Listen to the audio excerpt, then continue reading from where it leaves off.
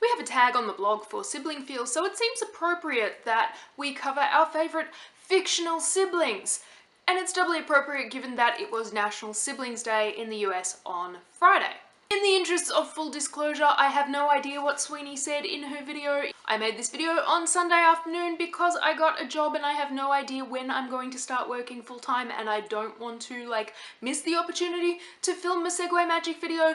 I want to start with one of the really obvious ones, at least from a SnarkSquad perspective, Buffy and Dawn Summers. I absolutely love their relationship, and I think a lot of my appreciation for their relationship actually came out of us recapping the show, because I wasn't a huge fan of Dawn the previous times I'd watched the show. I mean, I liked her as a character, but she was still just that kind of annoying little sistery thing.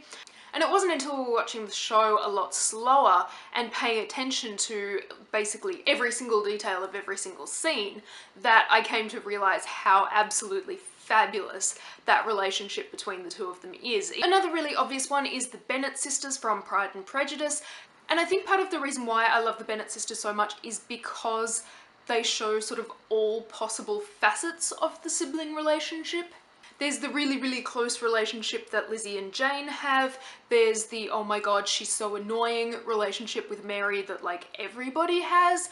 And there's the, oh, my younger sister is such a pain in the ass thing that Lizzie and Jane have towards Kitty and more specifically Lydia.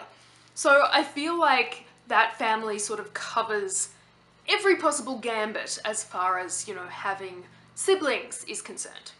I want to talk about the Weasleys. That is another situation that kind of covers all possible aspects of sibling relationships. But I feel like the most important sibling relationship that the Weasleys demonstrate is the way that Ginny interacts with all of her brothers. She ends up overlooked at times because she's the only girl, and then everyone's suddenly like, wait, what the hell, you can play Quidditch? And she's like, yeah, duh, I've been playing Quidditch since I was a small child, and you were all playing Quidditch against each other and made me participate, so of course I can play Quidditch. What the hell is wrong with you people?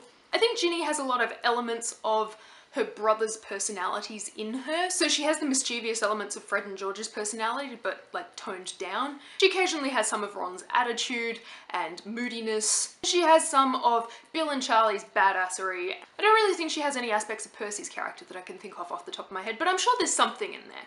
Joey and Bessie Potter from Dawson's Creek. This for me is a really important relationship because it demonstrates how difficult it is for a 20-something woman to take in her teenage sibling and the struggles that Bessie goes through in managing that shift from sibling to parent and trying to tread the line where, you know, your sister is still your best friend, but you're also responsible for them in all kinds of ways. I think it's really great that we get to see that. Yes, their relationship is tense a lot of the time and Joey feels like Bessie's a bitch who uses her as free babysitting, blah, blah, blah.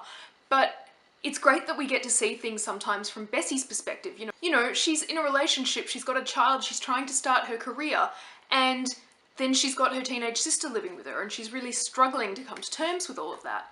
I think the show actually portrays that relationship pretty damn well. I think my favourite relationship between brothers would have to go to Jack and Algie from The Importance of Being Earnest. They do spend the entire play not knowing that they're brothers, but they very much have that brotherly relationship throughout, even if they don't really realise it.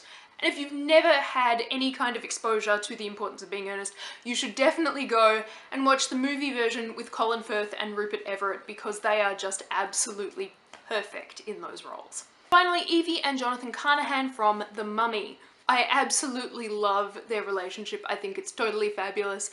They're both pretty badass a lot of the time, Evie more so than Jonathan, but Jonathan gets shit done. And I love the way that he turns up and just plays this ridiculous trick on her, and she sort of sometimes is more like a parent to him than a sibling, but I love them. They're perfect. It's fabulous. Don't forget to make your own videos on the topic, post them on Saturday on Twitter and Tumblr using the hashtag SegwayMagic, and we will put them all into a roundup post. Mari, I will see your face on Friday.